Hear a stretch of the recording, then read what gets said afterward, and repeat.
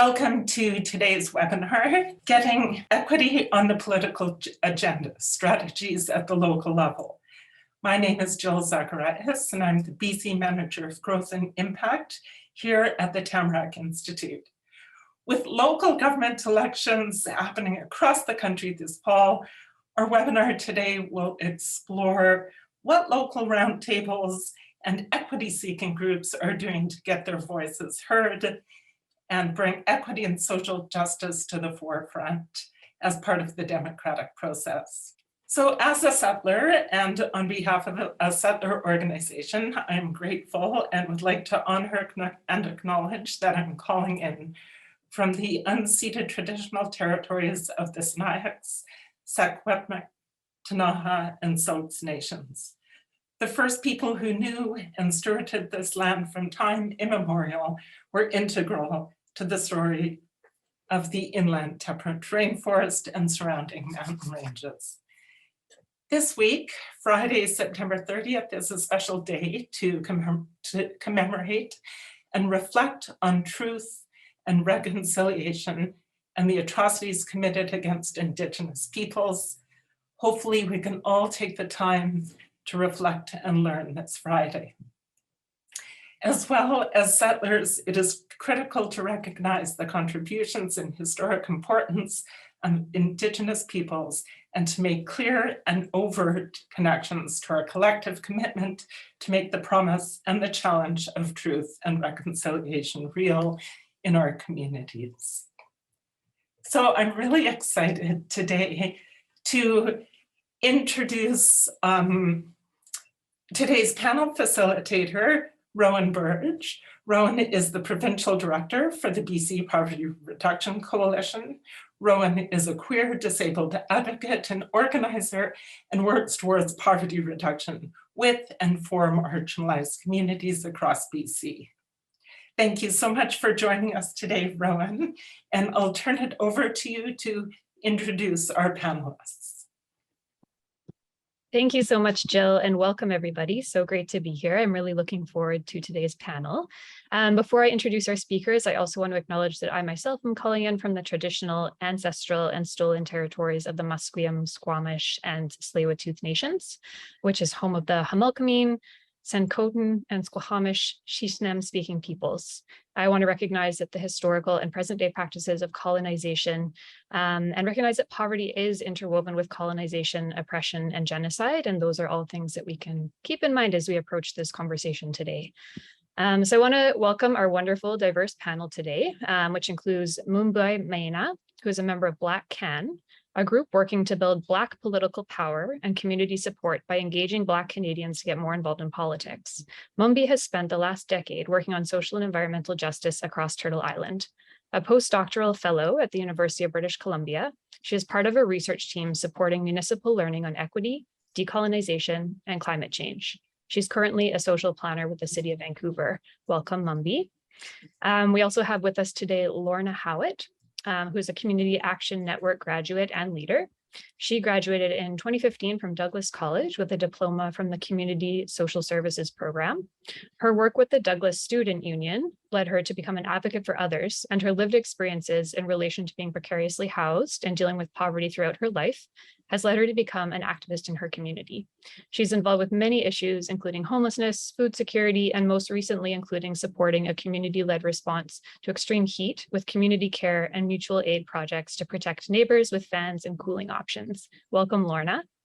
Kristin Crane is also with us today. Kristin recently joined the Perth Huron Social Research and Planning Council in August 2022 to continue the ongoing efforts to identify and prioritize social needs in Perth and Huron counties in southwestern Ontario. Prior to that, she was the Immigration Partnership Manager for Huron County Economic Development and worked to build inclusive communities and strengthen local supports for newcomers. So welcome, everybody. This panel represents a multi-pronged approach to equity and voting. Today, we're going to focus on direct strategies, practical advice, and to emphasize what is working for different groups and communities. So before we start, I also want to briefly mention that we are dealing with some difficult and sensitive topics today that some folks may experience as challenging. There'll be lots of resources available in the chat for folks. And I do want to reiterate that we're here for respectful, open conversation. And of course, no harassment or hateful speech will be tolerated in the space today.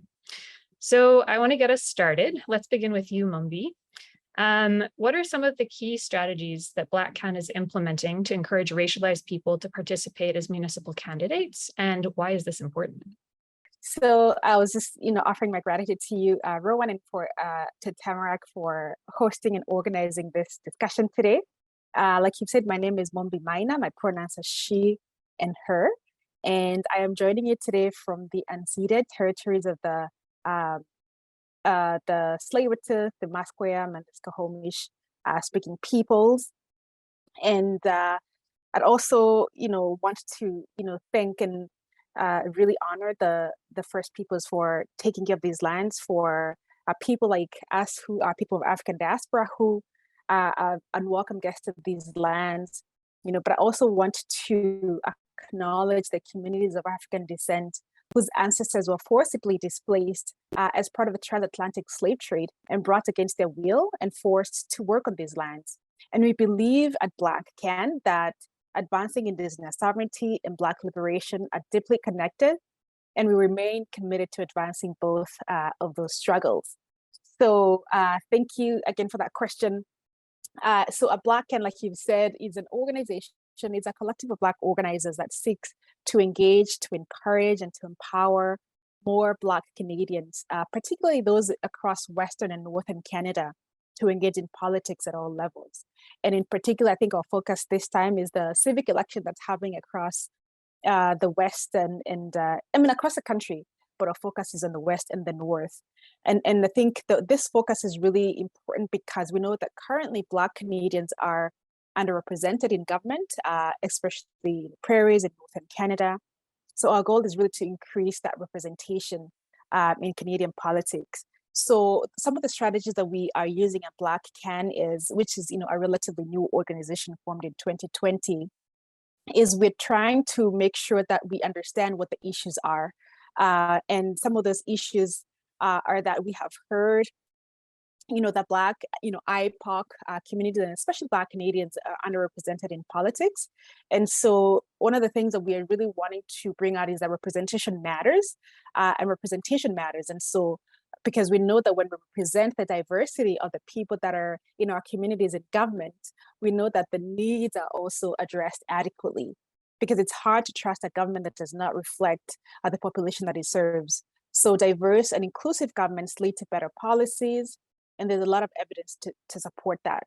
So in these recent elections that are coming up, it's similar to what we've done previously, is we're organizing town halls and conversations with Black candidates representing all political parties. It doesn't matter which political leanings they're in. I think our goal is to create visibility and to have dialogue between these candidates and the communities that they represent, because we realize that oftentimes these platforms for communities to be able to ask the representative or people who are wanting to represent them questions is rare. And so we're looking for ways that we can reach out directly to the Black communities and bring Black candidates to speak and to dialogue together about what the issues are. And I think what else we're finding is that because of the systems, new candidates who are looking to run might not even have the knowledge or understanding of what to do, how to run, what the strategies are. So we're partnering, we're making sure that our panel and our discussions have incumbent candidates, but also those who are running for the first time, to have a dialogue about what the challenges are, what the experiences are, what supports they can be given, and how to strategize on how to run successful campaigns. So that's what we have been doing. And in previous elections, we have been running workshops as well for campaign managers and for people who are wanting to run, to really know the ins and outs. How do I register to run as a candidate? How do I get door knocking, phone banking, all those strategies geared towards Black candidates. So maybe I'll leave it there for visibility, to talk about the issues that are impacting communities and really to address the barriers and to call upon the other political parties to look at those barriers impacting Black candidates and also the community at large. Wonderful. Thank you so much, Mumbi, for sharing that. That's really a wonderful place for us to start. I want to go over to Lorna. Lorna, I'm hoping you can tell us and the audience a little bit about the Community Action Network and the work that you do with the network. And also maybe you can talk a little bit about what you see as critical strategies that CAN is promoting to encourage civic participation for marginalized groups and why that work is so important, especially right now. Okay, thank you. First off, I was going to reel off stats and stuff like that, but I realized I'd probably speak better if I spoke from my heart.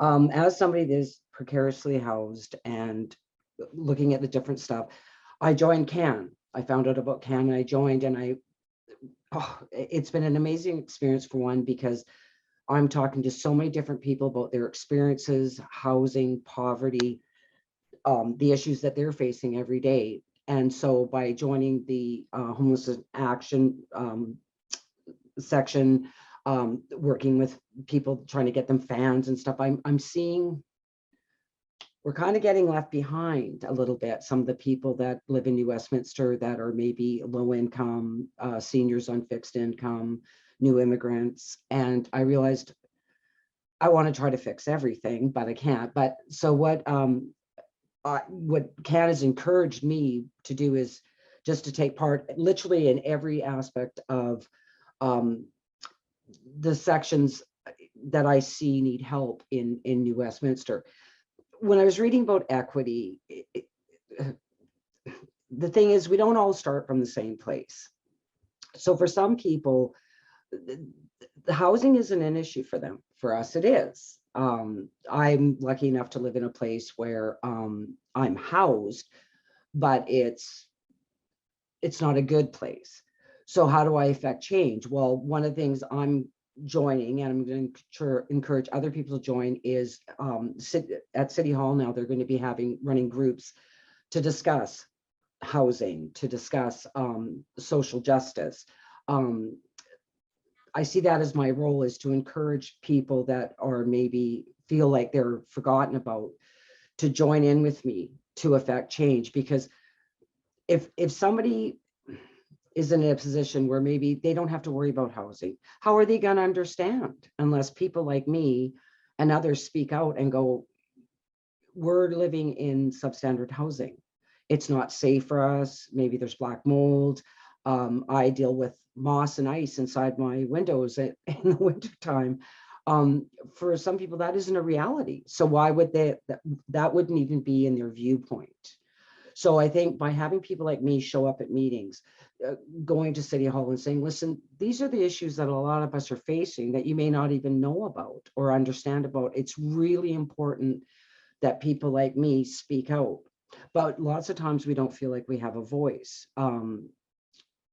Like I've been involved with stuff at the library, and I've even said to them, all you have up is a sign saying when the election is. Like, what about the candidates? More like, not enough people are getting involved to show low-income people or people that maybe they've stepped back from voting. They feel like we don't really matter, we don't really count.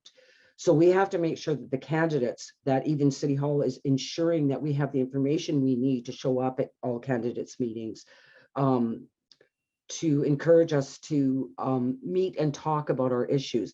But I'm not seeing that a lot. And so that is a role I hope to take on by encouraging others. Okay, let's go get the information you need so that you can make an informed decision. I don't know if I'm making any sense at all, but this is what I feel is important for us as voters, to get out there, have our voices heard. Maybe it won't always change in the way that we need it to, or we may not get the services that we required, but I think we have to keep talking and keep pushing and saying to others, our vote matters, we count in this city, and we want to see changes that help everybody, not just a chosen few. So that's all I have to say right now. Thank you. Thank you, Lorna, so much. And thank you for speaking from your heart. I really appreciate that so much. We're going to go over to Kristin now. So Kristin, I'm wondering if you can talk a little bit about the municipal election toolkit on social justice issues which your organization developed. And I'm wondering if you could explain how that toolkit came about and if there's been much uptake and why this toolkit is so important. So yeah, speak a little bit about that, and maybe we can also share the toolkit in the chat in case folks are interested in checking it out. Thank you. So I work with the Social Research and Planning Council, which is the research and data collection group that is part of the United Way Perth Huron. So over the years, the Social Research and Planning Council has always been focused on collecting local data to support decisions and actions that take place in our area, which is a rural part of southwestern Ontario. And through this great information that we have pulled together, and it is hard to get data for our area because we fall outside of major city centers. So oftentimes what's collected on a national basis, it overlooks us. And that becomes an issue because we don't really have that information to back up some of the decisions that are made by our elected officials.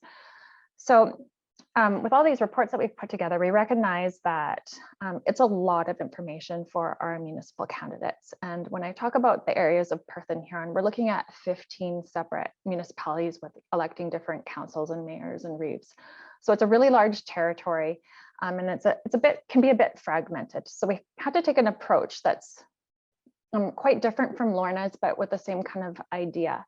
And that we pulled together information that we knew our candidates needed to know to provide them a background on what the social justice issues are in our area, recognizing that they're probably not going to be able to have the time to go through all of the separate reports that have been produced over the last few years with this really relevant information showing how even COVID has impacted our already vulnerable communities. So the Social Research and Planning Council came up with the idea that, well, we should just put all this information together for candidates. Oftentimes voters are getting this, but the candidates themselves may not. And we have had an issue in the past, which continues on, is that we don't typically have candidates that are very diverse or very representative of the population. It tends to draw a similar segment of the population that's interested to become a municipal leader. And so we know that even from some of our current research that there is a lower level of trust, like Mumbi has talked about, because we don't look at our candidates or our current councils as being very diverse and very representative. We even struggle with having a gender balance in our municipal leadership. So we're already struggling with these things across the nation where voter turnout is low and trust levels are lower. What can we do to support these candidates? It's a difficult time to be coming into power, but we don't want this important information to be lost on them. So we've created a package that kind of pulls together a lot of different information in a variety of areas, our housing crisis and our rising levels of homelessness, poverty, just how mental health has been affected, and diversity itself, and ideas of inclusion and Indigenous engagement and systemic racism, pulling all of these themes together with a bit of data so that people can feel confident that they're getting the basics on some really big topics. And what that's really done is that it's given them at least a starting point, like a really strong starting point to engage in these conversations.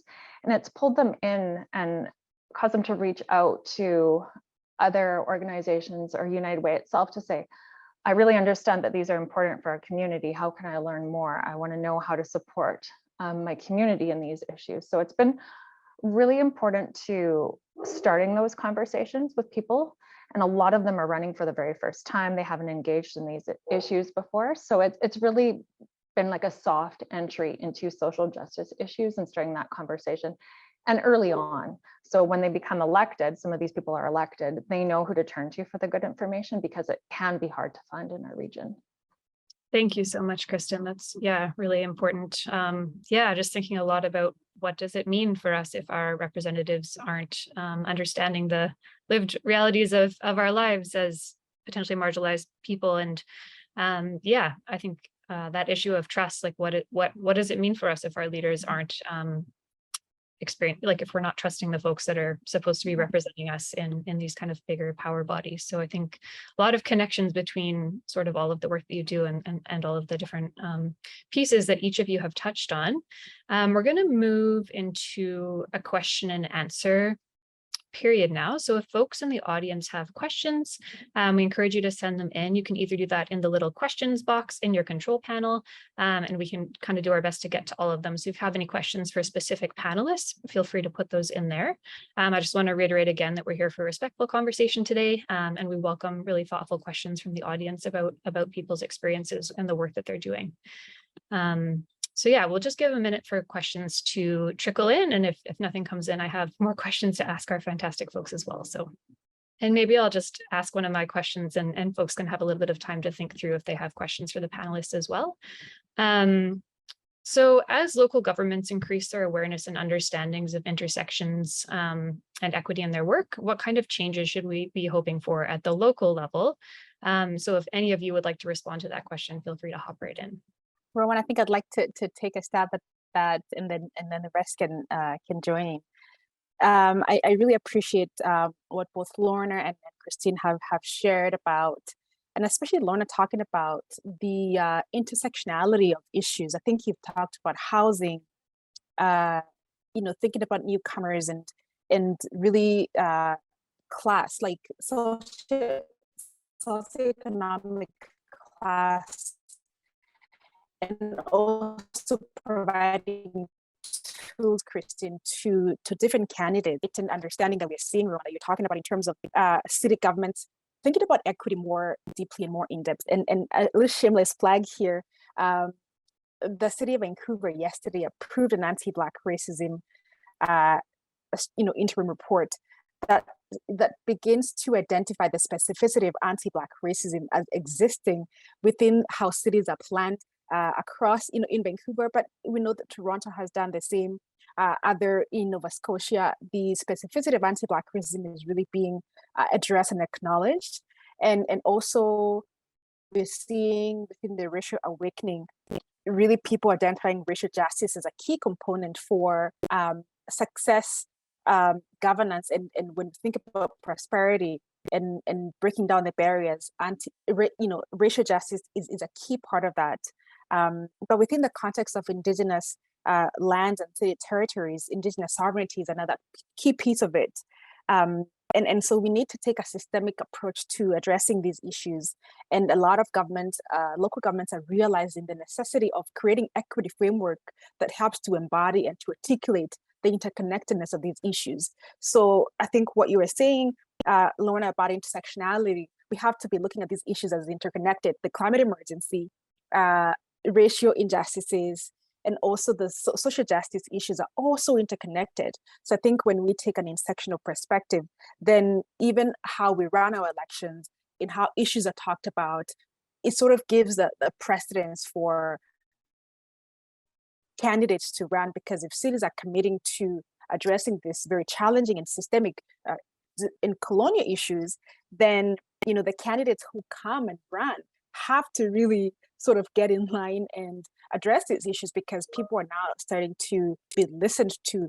Marginalized communities who have been calling for equity, for justice, are finally beginning to be listened to. So candidates, it sets a good stage for candidates to also tackle these issues. And I think people have to move beyond lip service to actually embody these things in how they bring up policies, and how they fund, and how we even do community engagement in reaching out across all these different cross sections and diversities within communities. So I think the conversations are changing, and I think that's sort of setting the precedence for how candidates come and speak about their platforms. Thank you for that, Mumbi. There's a couple of questions coming in through the chat, so maybe we'll pop over to some of those so we can answer audience questions. Kristin, there's one directed to you saying the toolkit looks great.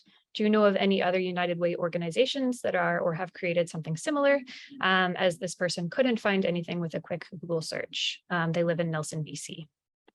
Thank you for the question. And I want to give a shout out to a colleague who created this toolkit. It was Joelle Lampert-Lewis, and she did really great work on this.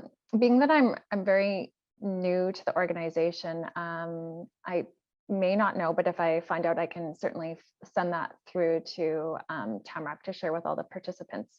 The United Way of Greater Toronto has created some really great resources and educating about very similar topics, social justice topics.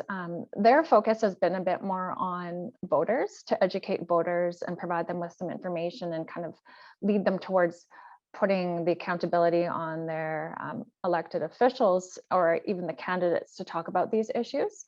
So it has a slightly different focus, but a lot of the content can be very similar and transferable, whether you're looking at it as a voter or as a candidate themselves. So I would recommend starting there with the United Way of Greater Toronto.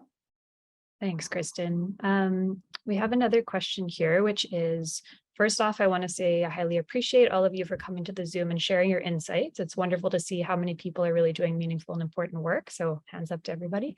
I was wondering how you get marginalized people involved, given some of the obstacles they face. Time is often a privilege, even if it should not be, etc. Lauren, I'm wondering if you want to take this one, because I know that's some of the work that you do in your community. Well, I'm not sure how far reaching CAN is, but I would highly recommend, if you have a CAN community in your area, join it. Show up at city council meetings. If you see one of your councilors on the street, stop them and talk to them. That's what I do. But I think what people find frustrating is, especially during an election, is we get the election talk rather than, to me, true answers to my questions. I have approached some of the candidates, of course, about housing in New Westminster, because for most people, housing is becoming a huge issue. And I'm getting these standard answers.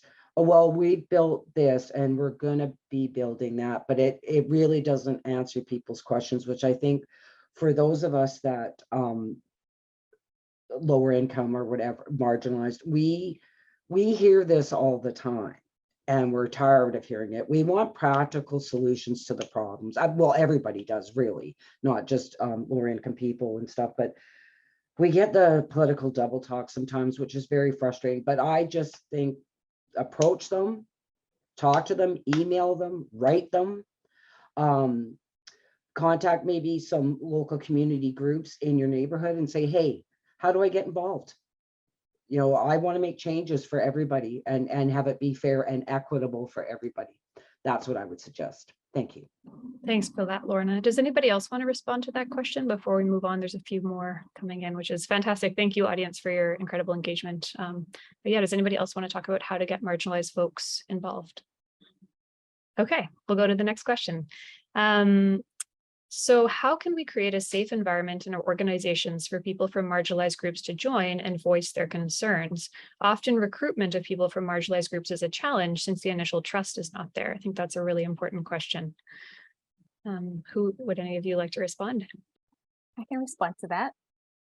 And I think this is really, thank you for that question, whoever said that. And I think it's really connected to the previous question too, of how to get marginalized voices that we've been talking about, is to bring diverse voices to the tables. And oftentimes these tables are not welcoming and not inclusive. So when we bring people there, oftentimes we're not even ready to listen to them. So I think one of the things I would say is right off the bat is to go to where people are at and not to necessarily think that they want to be part of your organizations. I think there's a lot of great organizing and great work happening in communities themselves that are marginalized.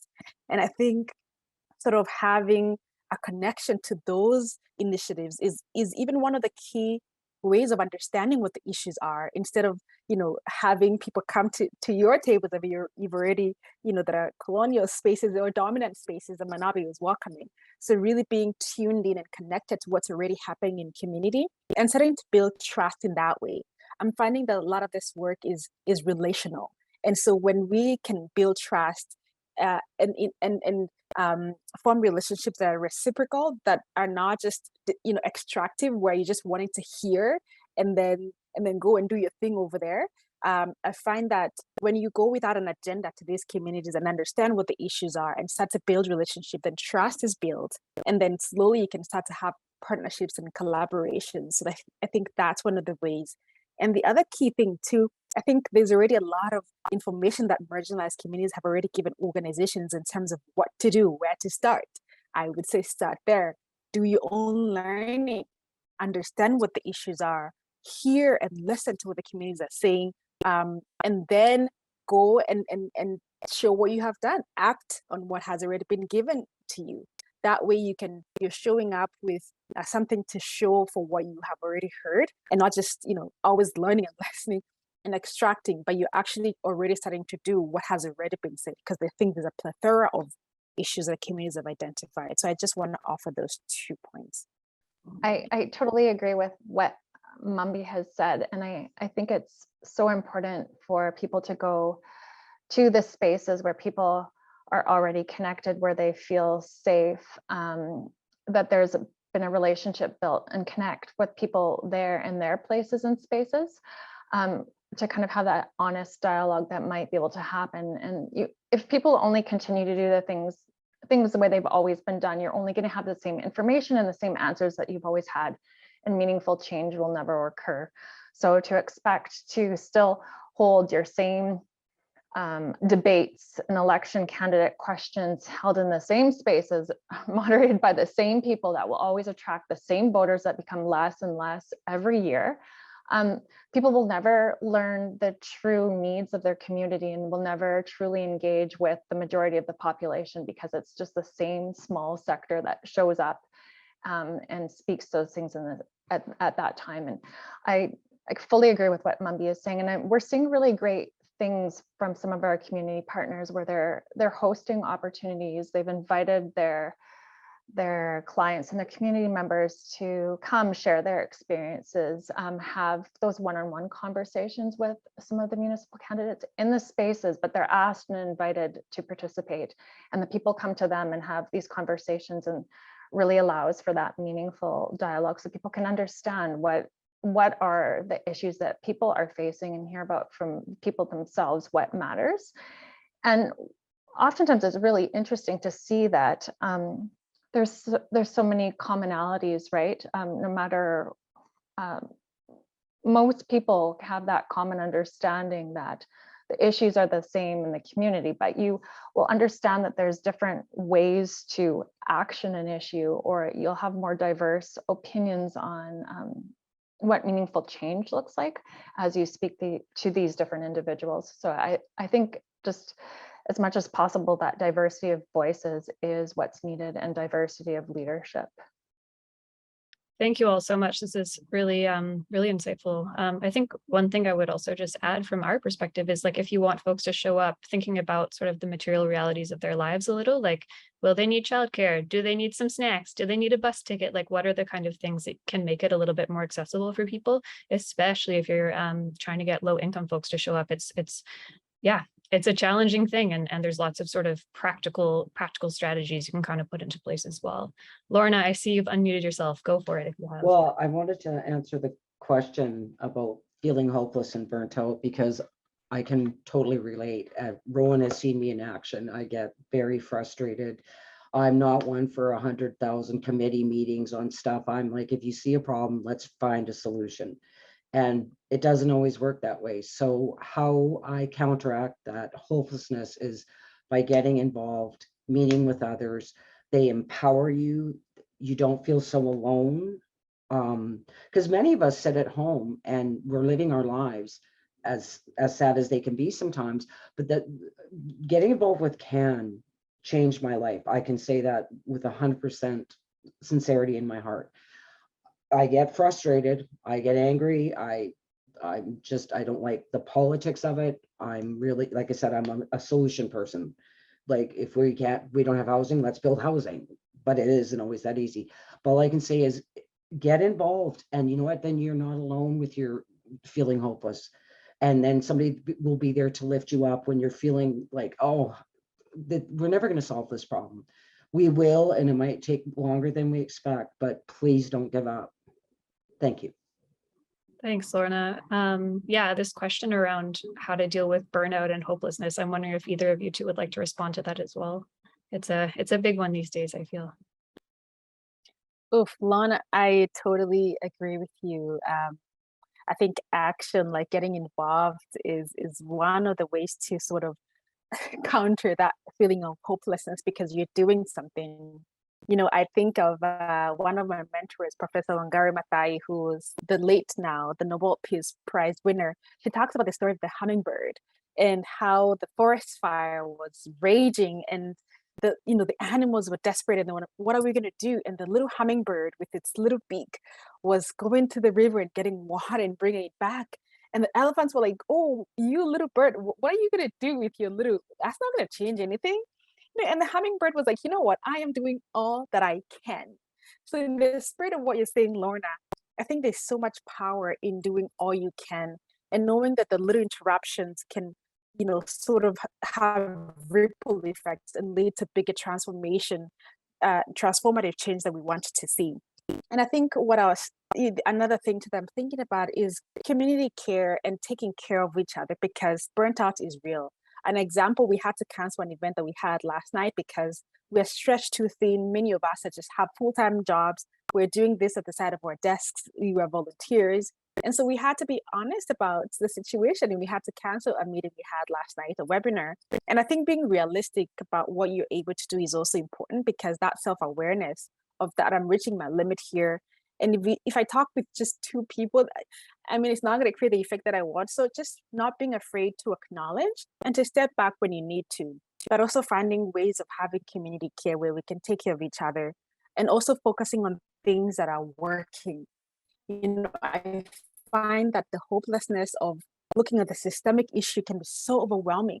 And so when we focus on what's working and focus on the people who are our allies, people who are, here and understand us, then we don't get so discouraged by the majority that we have to sort of, move the dial. So I think focusing and working, finding those people who are like-minded and focusing on what's working is one of the ways that I think has been helpful for me to navigate that complexity of hopelessness and burnout.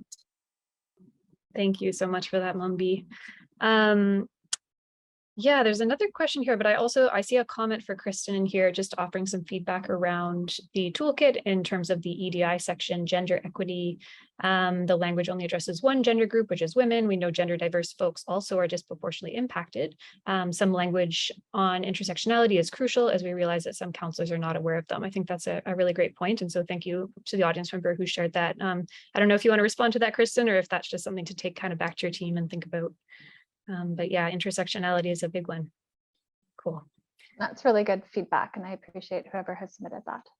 Thank you. Okay, we have another question here from the audience. Could you please speak a bit about meaningful accountability? Many people say the right words, but do not follow up with the right actions. What type of accountability should be implemented, and how so when there are usually power imbalances and marginalized voices that are not around the decision-making tables? Lorna, you want to jump in? So recently we met with some members of City Hall because they're in New Westminster, they're planning on building a bathroom. And we saw the cost of it. And I'll be quite honest, I lost my mind because to me, it's insane. So I did a little research and I found out that there are other bathrooms being built in the province that were cheaper. So I went to this meeting and I let them know what I felt about it. I question the cost of it. I think that's insane. I don't know that they're still not going to build this really expensive bathroom, but I let them know I'm not happy about it. And so did other members that were there at the meeting too. They won't always be accountable. They won't always change their plans, but I think as long as you're out there letting your voice be heard and saying, you know what, it's a tough time all around for everybody. We're all expected to pull up our bootstraps. Well, to me, then so should politicians. Read the room. Many of us are suffering because of the cost of living. Maybe spending that kind of money on a bathroom at this time, maybe not the smartest idea, but at least your voice it's being heard. They still may go ahead with whatever projects they may decide that they think works for your city, but at least let them know you got an issue. Thank you. I think that's important, what you have shared, Lorna, and it's a challenge at all different levels of government about the accountability piece. Sometimes I feel that being in a rural area, such as where I am, that it can be a little bit easier because with small communities, you see your elected officials in your everyday activities, whether, like it's intentional or not. It might be at the grocery store. It can be when you're going to the farmer's market, whatever, going to a kid's soccer game or something, whatever your daily activities consist of, likely you're going to see these people on a regular basis. And I think it's being able to have those conversations and, like Lorna's saying, like ask people, share your opinions. It can be really intimidating to do it in a public forum, to show up to a council meeting if that's even what somebody wants to do, and ask those questions. But if you can get involved, and you are involved in the community, and people do attend, and people are really attending right now. When they're on the campaign trail, oh my gosh, I see people all the time everywhere that are running because they want to be in the public. But it's like you can use those opportunities to speak with people because they only know what they know. And as we've mentioned, sometimes it's not a large diversity of experiences they themselves have had, or maybe they only represent what they represent. So it's our hopefully responsibility as people who care about social justice to bring these issues up, ask them those tough questions, and let them know that people are watching what they do, and what they do is important to us as community members. And same thing about the way we address burnout too. Like the more that we're involved, the more we can create a community that cares, and a caring community will hold people accountable for their actions. And hopefully that's reflected in the choices that we make as voters. I just want to add slightly to that. I totally agree with both you, Kristin and Lorna, because, knowing that there's people watching sort of, helps people to connect their espoused, words with actions. And I'm seeing that's such a great question, because that gap has been quite, people are paying lip service a lot. People are learning the language, and people are weaponizing words in the correct language, but actually doesn't go deep enough. So I think that's a really good question. One of the things I've seen, and I'm not sure about here, and I think it's something that maybe there's an organization that does this, but keeping scorecards of elected officials is such a great way of, tracking how government officials are voting on different issues. And I'm not sure, maybe somebody in this panel or organizers know if there's an organization that keeps track, scorecards to see how various leaders are voting on key issues, housing, the climate change, economic development, equity issues. How are they voting? So that way, when it comes to election time, we can look at your scorecard and understand, how did you do on these issues? Does this match what you promised? Does this match the things that we want for our communities? So I think that's one way that maybe somebody knows here, but I'm just curious, but I know it's something that works down in the cities, for example. Yeah, absolutely. I know there's a few organizations. There's like the Child Poverty Report Card. There's a Gender and Equity Report Card that West Coast Leaf comes up with. So there's quite a few of those resources. That's a really great way, I think you're right, of tracking and just monitoring how are folks voting. It's a really important piece. There's another question that just popped up. So I work in a local immigration partnership program where we foster collaboration and partnerships among community partners assisting newcomers in the region. One of the initiatives is to provide support for racialized groups and grassroots organizations to build their capacity. Do you have suggestions on the ways that we can work together with local government to support these organizations? My previous work was with a local immigration partnership. So whoever's asked this question, hi, I was one of you up until quite recently too.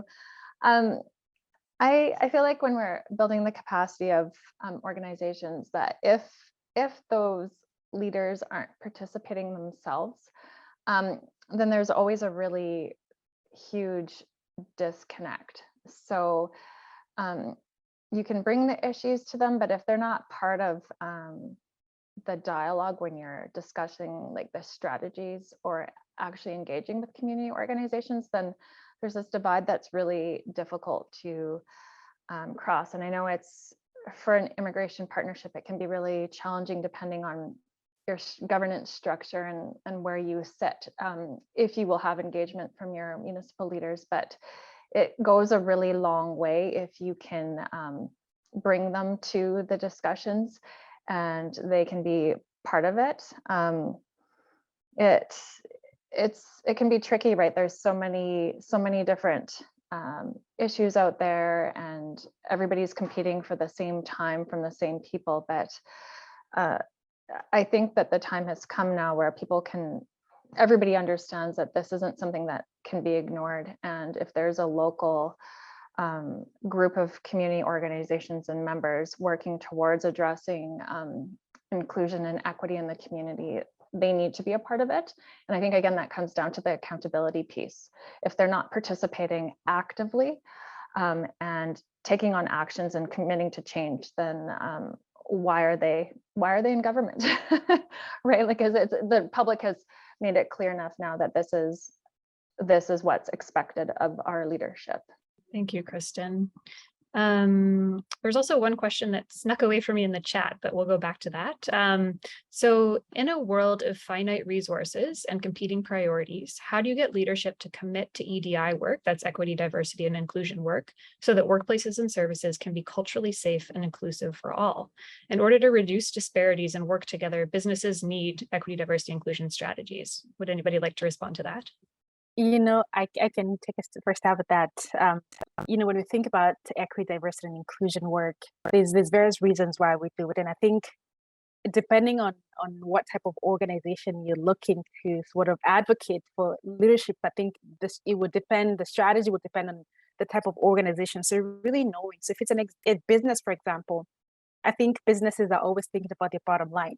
And so, and we know that research shows that, if you have diverse voices and staff complement within your organization, then, the perspectives are diverse.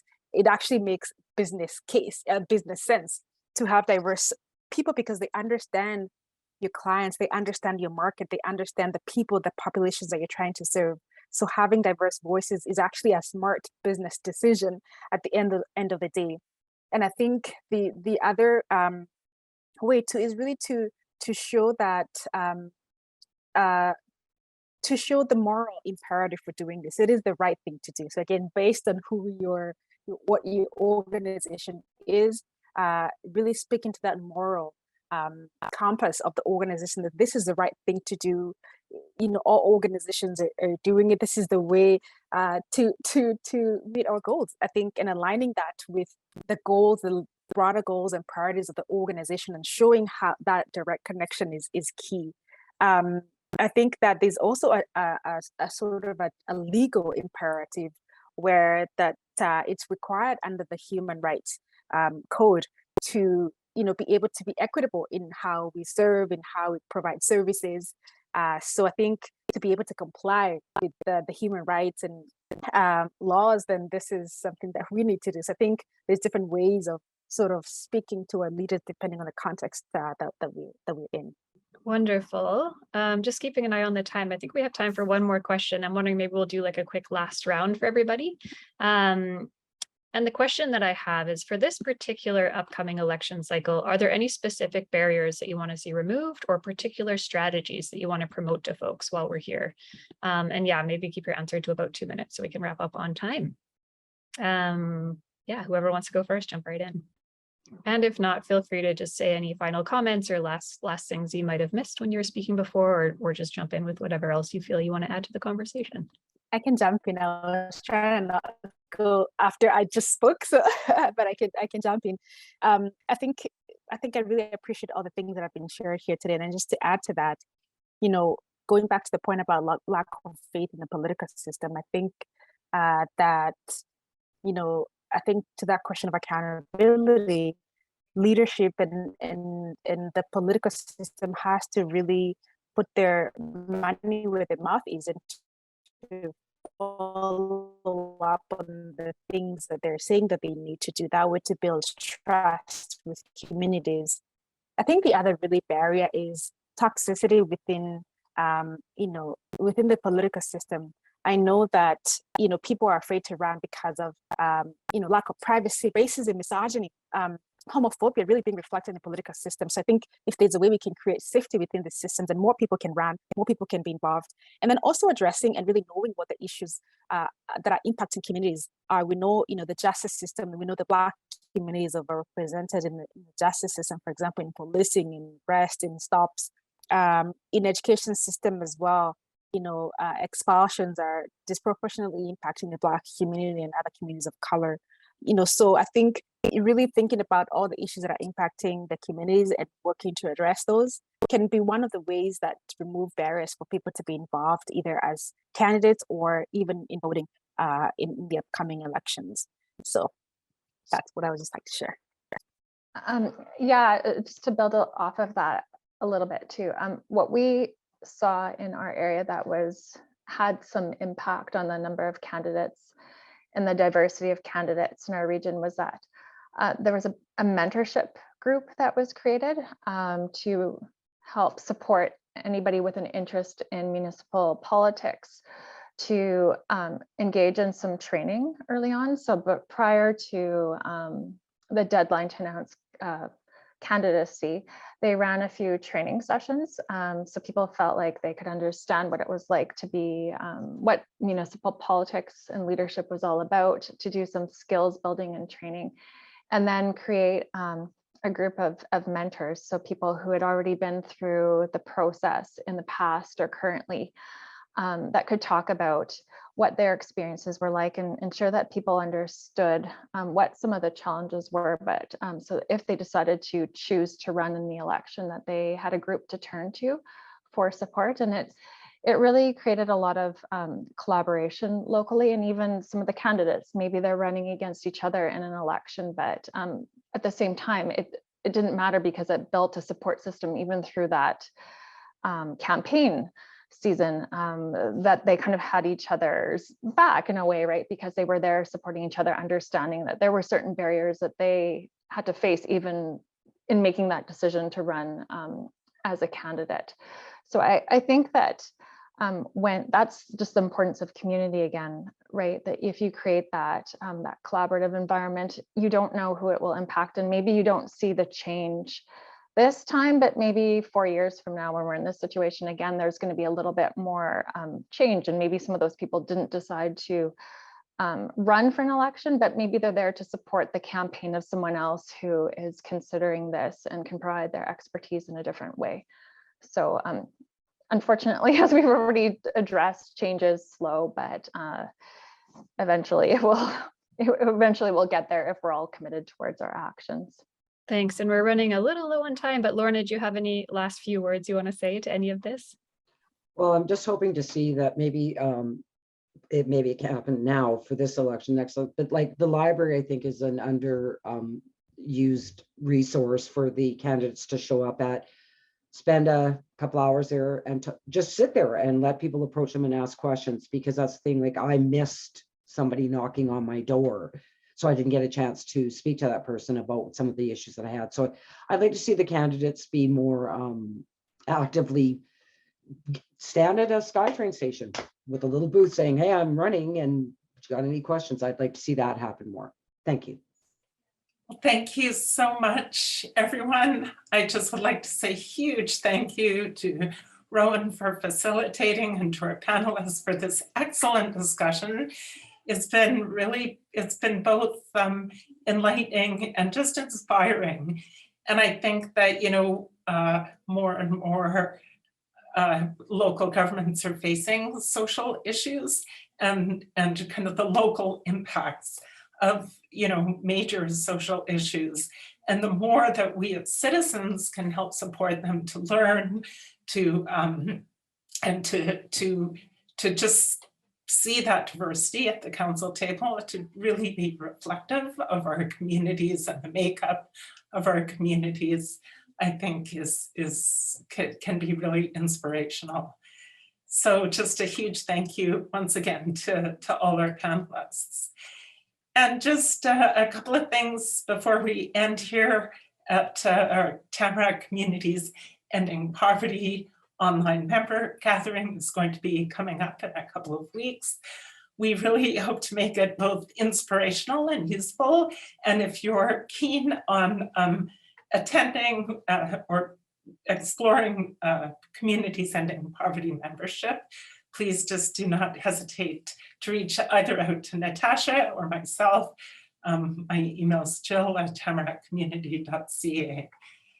And yeah, just we've got another thing that is super important in community development is asset-based community development. I think that it's just an incredible opportunity to really build on all the wonderful stuff that is going on in all of our communities when we're looking to affect systemic long-term change.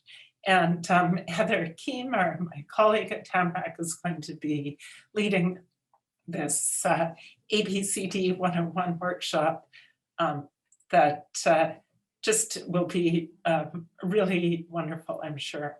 So just to close, I'd just like to thank everyone once again for attending, and everyone will be who registered for this webinar will be receiving a recording and some kind of key takeaways and resources in a follow-up email.